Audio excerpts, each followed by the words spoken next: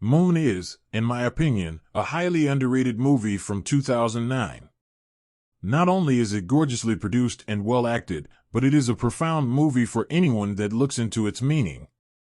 I believe, and you will see why, that this movie is an exploration of Jungian psychology packed to the brim with analogies relating to the human mind. Our story opens by telling us that the energy, aka material, problems of the world have come to an end thanks to harvesting of energy-rich helium-3 found below the moon's surface. This is told through a commercial promo, ending with the telling statement. The power of the moon. The power of our future. Cut to Sam Bell, played by Sam Rockwell, engaging in his daily routine as a long-term astronaut engineer on the moon. He is in charge of keeping all operations running smoothly, as large harvesting machines roam all over his section of the moon. He is accompanied by artificial intelligence. A robot attached to the interior of the moon base itself. He goes by Gertie. Sam often records messages for his family. During one of these we find that his moon job contract is 3 years long. He also informs us that he talks to himself regularly. Sam has a beautiful wife and a baby daughter he is waiting to get back to. The good news is that Sam only has 2 weeks left on his contract. Let me talk a little bit about Sam. He is in every way a straight man for our story. He comes off as an honest, mild-mannered, hard-working guy. He has a few hobbies which are exercise, whittling. He's currently making a cute little town out of wooden carvings, and taking care of his plants which he views as friends and projects personalities onto. I suppose we would all develop quirks after 3 years isolation on the moon. Now for Gertie. He is very polite and acts in Sam's best interest even if he has to argue with Sam or even lie to him on occasion. By all accounts, Gertie is the voice of reason on this moon base. We get a small hint that things aren't exactly as they seem early in the film. Sam is getting some hot water, presumably to make tea or coffee, and he hallucinates a young woman sitting in his chair. This isn't a sexual fantasy, as Sam is completely surprised by her appearance and is clearly bothered by her presence. She isn't paying any attention to him. Sam's cup overflows, burning his hand. When he looks back, the woman is gone. When Gertie is patching him up, he expresses concern for Sam, as Sam is reluctant to share the truth about what happened, instead opting to tell Gertie a made-up story about him being distracted by TV, but he can't even keep this account consistent. When Gertie calls him out on his inconsistencies, Sam brushes him off by saying he thinks too much. The morning after, Sam notices one of the harvesters is having a malfunction. He heads out for some manual maintenance. The harvester is kicking up massive amounts of dirt into the air, and in the dust Sam hallucinates the image of the same girl from the previous day. This leads to him crashing into the harvester, resulting in minor injuries and severe damage to his vehicle, which traps him out on the moon's surface. We cut to black. Sam wakes up in the infirmary with no memory of what happened, at which point Gertie informs him of his accident. Sam decides to get some more rest. He wakes up an indiscriminate amount of time later and struggles to his feet. He finds Gertie arguing with headquarters back on Earth. He finds this odd, but brushes past it and slowly gets back to his normal routine. Eventually, Sam notices the harvesters are acting funny and he wants to go outside to fix them. However, Gertie begins acting strange as he attempts to prevent Sam from leaving the base. Sam is angry about this, devising a sneaky plan to get Gertie to let him go outside by sabotaging the base, thereby forcing Gertie to allow him outside. Sam checks on the harvesters despite Gertie imploring him otherwise. Come to find a wreck, a crashed vehicle which clearly struck the harvester. Sam pops the lid to discover the body of an unresponsive astronaut inside, which he brings back to base. In a shocking twist, this man looks exactly like Sam. In a rage, Sam demands Gertie to tell him who this mystery astronaut is. Gertie replies simply, "He is Sam Bell." The rescued Sam, who we now know to predate the current Sam, wakes up in the infirmary. I will refer to this rescued Sam as Sam 1 from now on, because he has a burn patch on his hand. We know this is the Sam from the beginning of the movie. The Sam that woke up after the crash will be Sam 2 from now on. Anyway, Sam 1 wakes up to Jerty and Sam 2 by his bedside. Sam 1 asks who the other guy is. When told he is also Sam Bell, he cannot believe it. He is in complete denial. The two avoid each other for a while. Eventually, Sam 1 attempts conversation, but Sam 2 is abrasive in his responses, claiming he can't believe he's talking to a clone. Sam 1 says there's no way he's a clone, instead accusing Sam 2 of being a clone. It's clear these two iterations of the same man have vastly different personalities. Nevertheless, they start bonding a little bit over ping pong and talking about Sam 1's woodcarving town. Sam 1 seems to be primarily occupied with comfort and being with his family, while Sam 2 is critical and interested in being in control of the situation. This is apparent when the two receive a video message from headquarters, which has not been informed of the two Sams meeting each other, that they've sent a rescue team to fix the harvesters.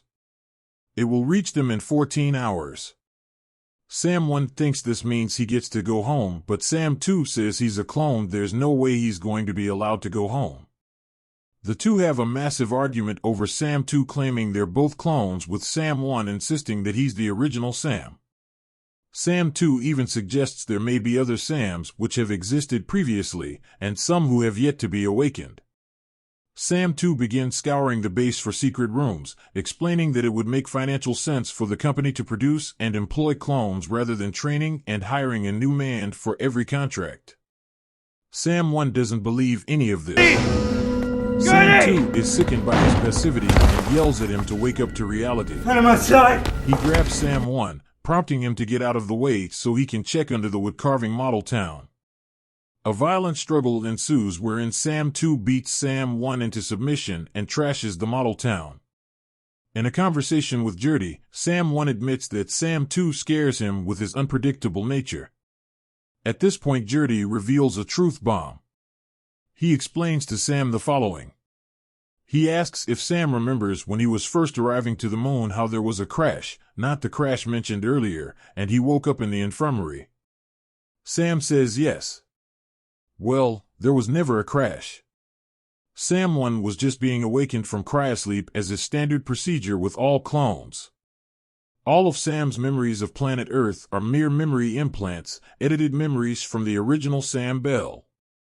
Sam 1 returns to Sam 2 and the two have a conversation about the possibility that headquarters has been blocking their ability to contact Earth via live feed. The two head outside to search for a communication blocking tower, which they indeed find. Sam 1 heads back to base and attempts to access his video archive. His access is denied, but Jerty intervenes and enters the correct credentials for him. He finds the vlogs of past Sams and notices that each of them share a common theme. Their health deteriorates rapidly towards the end of the contract, which has been happening to our Sam.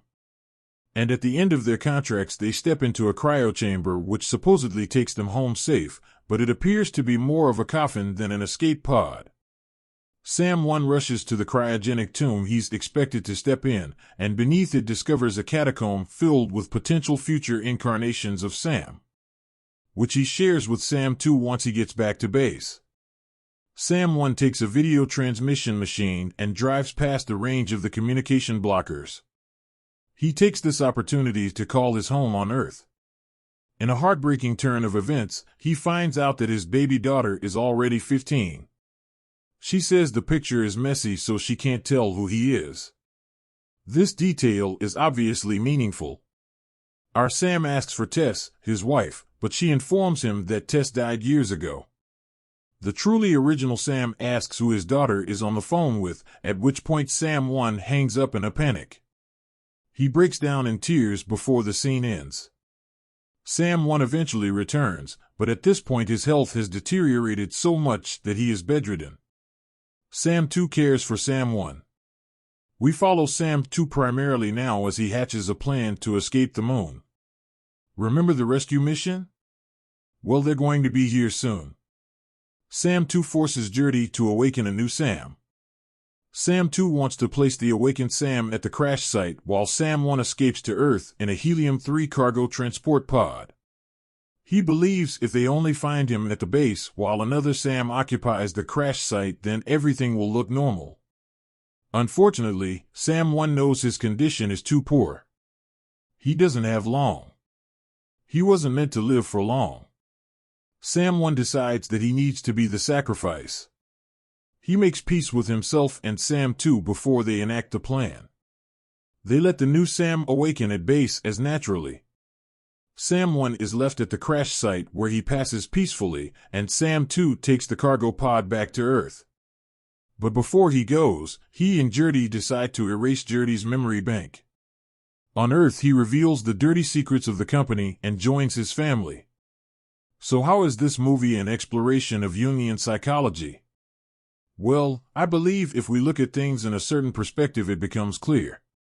The settings and characters of this movie are analogies for certain concepts of Jungian psychology. I believe that this movie is ultimately about the human mind and the process a broken person must go through in order to heal and properly interact with the world again. Our titular Sam 1, in Jung's psychological mythos, represents the ego, which is our normal conscious mind wherein our desires and emotions and average thoughts live. Basically, it is who we are. Sam may first also partly embody the ID, which is our instinct. Gertie is indicative of the superego. The superego is that part of us which seeks rationality, logic, and to do what is deemed right.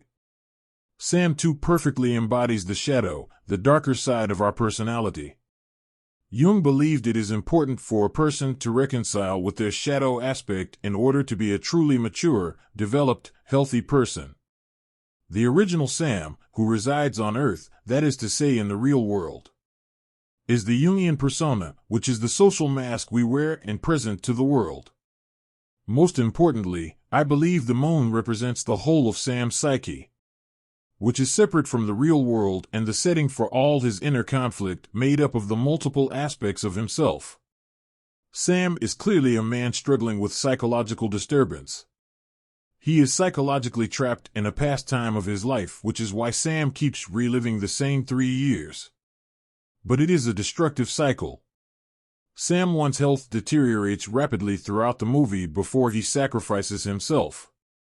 I believe this is indicative of the damage living in the past can do to you, or it represents the painful process of embracing a new version of you.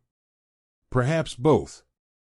It isn't until Sam confronts his shadow, which reveals to him the truth of the situation, that he can reconcile his inner troubles, and thusly Sam can finally return to the real world as his new reconciled self, which is symbolized in the movie by Sam 2 escaping the moon to Earth.